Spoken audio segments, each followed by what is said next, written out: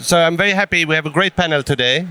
We have literally a mix of operators in space, policymakers with Guillaume, and Olivier is, really shooting for the stars and is head of technology and development at Technoport here in Luxembourg. Wait, almost. So let me start with Benoît. To cut a long story short, Benoît is the founder of ASL. He is building the largest satellite manufacturer out of Europe. He's based in Belgium. And, Benoît, SpaceX is all the rage today. I like to say they kind of opened the highway to heaven. Everyone can go now. What does that mean, and what's happening up there? What are the big trends? I mean, the big trend is mega constellation for telecommunications, obviously. And SpaceX started as a transportation company, but now they are the largest telecom operator in the world, space-based one, but soon to be maybe the largest operator in the world at all. So they started with broadband, which is bringing internet to fixed locations. And now they're evolving towards direct-to-device, which is connecting 5G cell phones directly to satellites. And this is a major shift in technology, because to do that, you need to have very big satellites. I mean, 100 plus square meters of solar panels, 1 ton satellites, thousands of those. So they are developing the launch vehicle and the infrastructure to go there. They are leading the race. As you said, they are opening the door for some others to use those tools to develop other business cases like remote sensing, Earth observation, and stuff like that. And interestingly enough, they are also letting this infrastructure being used by their telecom competitors as well. So I don't know how it is going to pan out, but right now they have a quasi-monopolistic position on this. We have alternatives coming up, but they are far ahead. So that's communication. Yeah, mostly. That's one trend. So what else are the satellites doing up there? I mean, most of them are doing communication. You look at the active population satellite in LEO, low Earth orbit, 10,000 satellites, roughly 65% are Starlinks. So Starlinks is the communication satellite from SpaceX. And then the rest of the satellites, a lot of them, I would say 20 other percent are telecommunication for other operators. And then a tiny bit, 10-ish% is remote sensing and IoT. So most of the money is in telecommunication, and most of the satellites are in telecommunication as of today. So what is a guy like you then doing, in the sense that you're building satellites at massive scale? What are they going to be used for? So communication is one, as the key aspect. Just so, for people out there, they look at this and they're like, okay, the number of satellites being thrown up there is so huge. Who's going to buy them? What are they going to use them for, right? You mentioned SpaceX, you mentioned telco operators. What else? I mean, our goal is to really focus on data and being an intelligence provider. And to do so, the plan is quite simple. So we have a factory and assets to be able to build satellite efficiently at scale. We use that with commercial customers, most of them being telecom operators. And with the revenue we generate with this, we reinvest into our own satellites to fuel the data race. And this kind of two-edged sword allows us to have a minimal capex footprint for our own business of data while generating FT revenues, because the telecom business is quite big. Okay, very clear.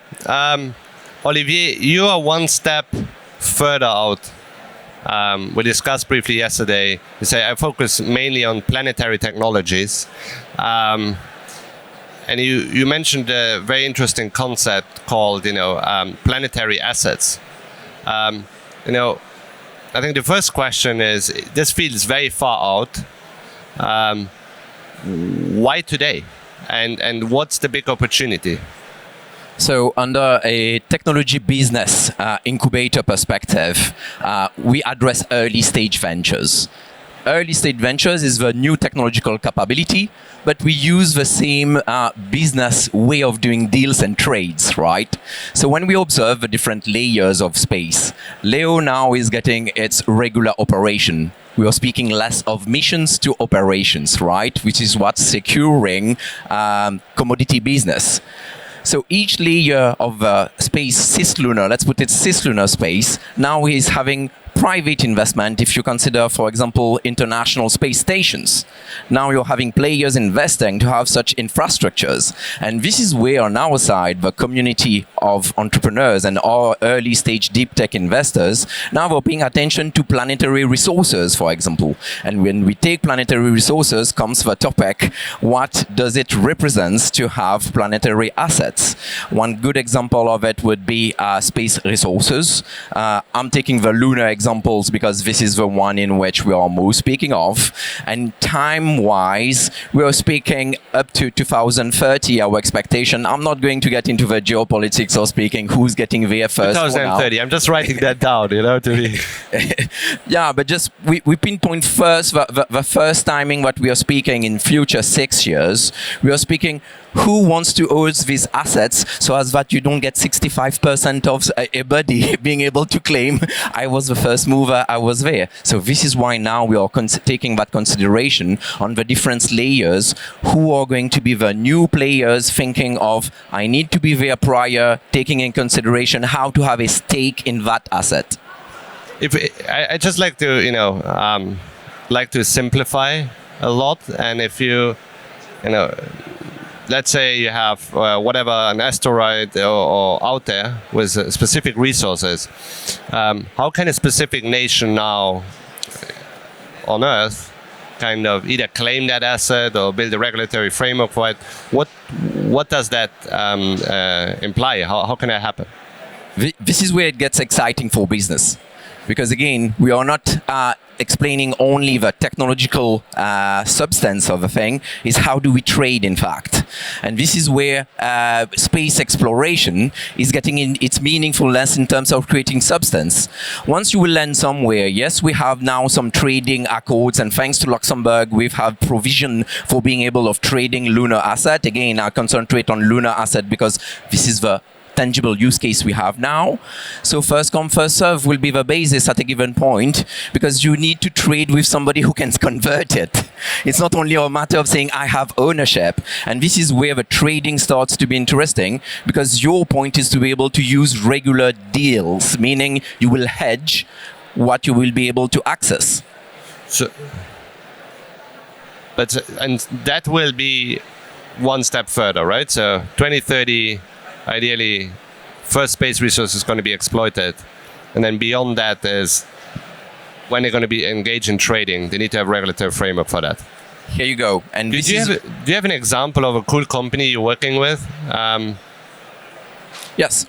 So clearly, companies who are mature administratively and in terms of operation. One example is Lunar Outpost. As the name says it, when we used to trading, when Portuguese and Spanish divided the world in two, to answer to your question of trading, this is how it happened before. Lunar Outpost, as his name says it, outpost, is the one having this expertise of fixing an outpost. Meaning now what they own, you will tell me, okay, Olivier, they own a lander, they own a rover. Yes, but get away again from the technology. What it means of having an outpost, it means that you're able to trade payload to your partners. When I'm trading outpost, I will say, hey, I have XYZ kilo available to you if you want to collaborate with me on the moon in the near future. And Lunar Outpost is doing its test flights now with the Artemis 2024-2025. So here you get the early stage players who are now working on how to make their mission becoming a commodity as operations. Of course, we will need the future layer of regulations, but they are ready to trade their payload already. And so, just to be clear, they landing basically providing their technology for third parties to operate, or is it they cover the entire value chain? What do they do? Is it a service provider? We have the technology, you can exploit, or they want to cover it on their own? this is what is getting structured currently now. Okay. Most of the time when you hear space venture, you hear one brand which will do everything, of course. But the point of having trade is having this multiplayer, and this is start already by sharing the payload. Yeah. When you share the payload, you must have this compatibility, and what will come further, what is the expectation indeed, is compatibility of trade. Get it. Very clear. Guillaume, you're sitting in the European Commission and seeing everything that's happening on a policy level, but also initiatives to support startups. There's a lot of noise out there, what the US is doing, China, even India. Where does Europe sit in all of this? If I can put it a bit bluntly, it's like, when are we going to have another rocket, Thanks so much. Well, the next rocket should come very soon. We so wait and see, but normally we should get the first flight of Ariane 6 in the coming weeks, and that should be followed by a main flight of new launcher systems, RFA and ESA, very soon during this the next semester. So we'll be at the stage where, in the end, we managed to regain sovereignty and access to space. But indeed, as you said, I mean, space is transforming very quickly for the time being. We are in a global race, US, but we see many new nations developing space assets. You mentioned China, of course, but you have lots of other nations developing space assets. So there is a new trend in space. On top of that, you have indeed that trend towards, as Benoît said, a mega constellation. That's something that we see. And we have lots of new commercial entrants. So in the Commission, what we are trying to do, we are trying to be up to the challenge. So what does it mean? First, we continue investing massively in those infrastructures where you need public investments, like Galileo, like Iris Square. That's something that we are deploying. So those big infrastructures where you need big money that one single nation cannot afford. Second, we are trying to indeed to create an environment in Europe where new space companies, so new commercial entrants, can make business. So it's about access to equities. It's about access to procurement, so to big public contracts. It's about access to networking possibilities. So this is something that we are putting in place, again, to have this new commercial entrance in Europe. And third, we are regulating for good reasons. It was said as well that we have certain orbits where basically you have so many satellites that they're about to be congested. So we need to avoid having proliferation of debris, and we need to regulate to ensure that basically we can still run space business in the upcoming decades. So how can Europe, so I get the key policy lines, at the end of the day, how can Europe compete, essentially? If I look at, the US, so much money is being thrown at some companies, and it gives them kind of a head start, right? Versus in Europe, we have Benoît here, probably much better technology than anything we can find overseas. How can we make sure that from an policy, not even policymaker, but just from a public perspective, we are competitive? Well, first, I think it's a change of mindset. Again, we really need to consider seriously the new commercial actors, not taking them as second class or nice to have, but as really serious actors. So it's really organizing level playing field competition where they can really be part of the competition. But that means that for public authorities like the Commission, like the European Space Agency or space national agencies, that they do an effort as well in terms of risk taking. Because if you purchase certain technologies from those new space actors, sometimes it's taking a risk because you don't have all the guarantees in terms of what they've done in the past, legacy, in terms of supply chain. So it's about taking the risk, and that's something that we need to change as a mindset as well. Then we cannot just do everything through the public investments. So it's about leveraging the public investments. And here two things. We are creating a kind of ecosystem in Europe where we have more and more VCs interested in space, investing in space, and that we have set up a mechanism by which we are putting money from the Commission in the European Investment Fund, and then they're investing in funds that have the obligation to invest in startups. So this kind of leveraging the private investment. So that's something we need to do. And then again, we need as well to give more opportunities to get access to public procurement, to public contracts, because that have a strong spillover effect as well. A small public contract will enable a company to attract additional investors, to attract additional customers. So that's what we need to get. But I mean, there is a change of mindset, but still we need to be much faster, much more risk-oriented. Benoît, I have one question for you. I'm working a bit with you, so I know what's happening behind the scenes. But if you, we mentioned communication, telcos, etc., and there seem to be a couple of leaders really taking over the market. What happens with the companies that essentially say, hey, we don't need to have anything in space. We're going to continue operating on Earth, or just do that. What's going to happen with those players? What will they not be able to offer versus people leveraging the space infrastructure? I mean, which kind of player? Because no, I think obviously, I just got a message from Apple a couple of weeks ago say, hey, use our telco services, right? Or use my satellite mobile data, whatever. Say, okay, that's pretty bad news for some telcos. And there are others, I guess, as well, right? So I just want to understand, because it's like, if you're not familiar with the space world, it's like, okay, we're building a massive infrastructure, but hey, do we need it, right? Is it so much better than what we have here? I mean, I don't expect any kind of breakthrough application to come up, but enhancement of what we already have is already ongoing.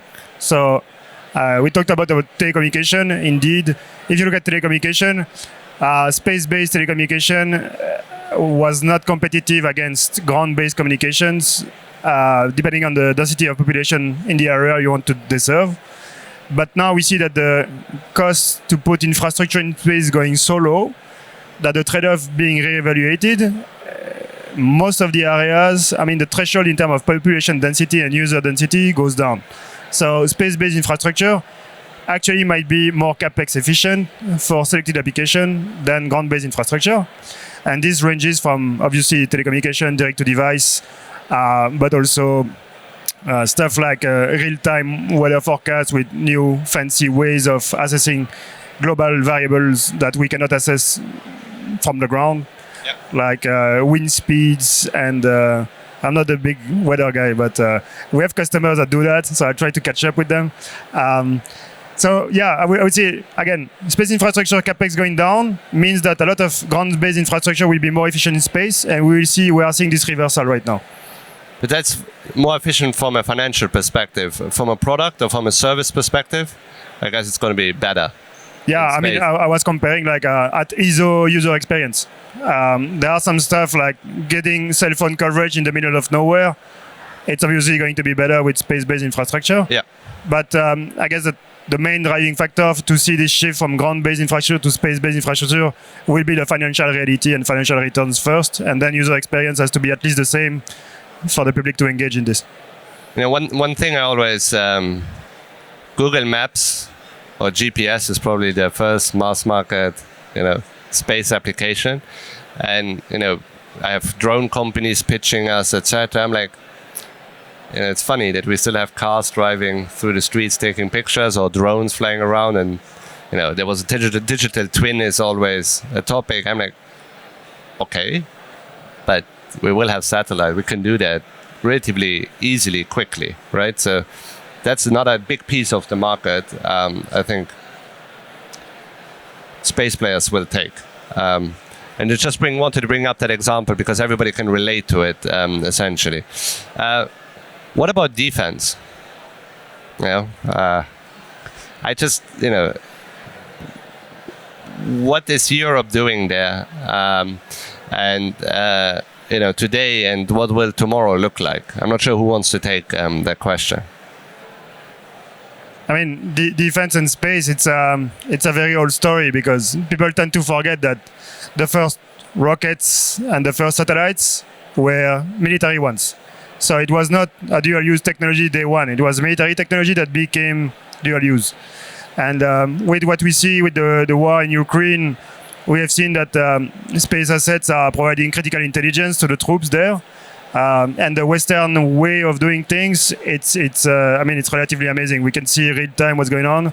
We can have like a multiplicator in terms of forces because of the quality of the Western intelligence that is being used there. But more importantly, it's the first really like big active war theater where we see a convergence between military, so governmental space-based assets providing military intelligence and commercial assets joining this with platform and software pipelines that are able to cope with both sources. And this is the first time it's being used at scale. If I may just add a few points, because defense is getting really a big driver when it comes to space now. And indeed, I mean, Ukraine was a bit of a turning point, but we should not forget, for instance, that Galileo has been put in place, especially because we needed the Galileo public regulated service for the military. And that service will be used for the military, for missiles, for submarines, for extremely precise location and guidance system. Aerospace, the same. You have a strong driver coming from the military. So every single asset is of use now for or potential interest for the military. But what we see is that the military used to be kind of classical user when it comes to space, but now they are more and more opportunistic. So they see lots of new services, products, technologies coming from new space companies, and they are like wait and see. So they wait and see what's happening there, so that they can grasp and take advantage of this new commercial developments as well. But clearly, I mean, you used to have silos between space and defense. Now they're completely over. So we need really defense is one of the big driver of space now. Just a quick one on this. I think defense becomes a de facto when we speak of new assets class. It's like just like maritime, you're doing Earth's observation, you need to have defense in it. And this is the interesting dual use we are saying. You apply the regalian rules. You were pointing out you need rules to handle, regulatory, you need financials, and of course you need to defend your asset de facto. And I think this is where the dual use case become interesting, because our defense strategy must be knowledgeable of what we own as asset and how we are able to better defend what we own. And I think there's an interesting match between that notion of dual use on business side and also on terms of what's ownership. What did you say, the last sentence? The business side and what's? And it was the side of business side and the side of ownership of what you own, the regulatory. 100%. Just to respond, because it has some implications. If you have defense as part of the users, it has implications on the level of protection of the space assets. Of course, I mean, the more and more, basically, if space is getting strategic value, it means that it's going to be much more exposed to threats, cyber attacks, whatsoever. And you need to really enhance the level of protection of your space assets. So I just have one final question. How can I buy like an asteroid? How can I get a piece of space? Is that possible today? You can claim it, but not yet. Still, the resources is better, but not if you're able to get and claim the ownership, but now you're able to trade it. Yes, you're able to trade it. So you can claim it, but you can't legally own it. Yeah, right? You cannot legally own it and bring it on Nerve so far right now, but it's starting to happen. You can claim that I took 1 kilogram here. Do you want to trade it? You're able to trade it. And that's the interesting point of it. Do that in Luxembourg. Good stuff. Any other final? We're running out of time. Final comment? Just about to tell you that it's easier to trade a piece of rocket. Easier. Okay. Cool. Super. Thank you very much.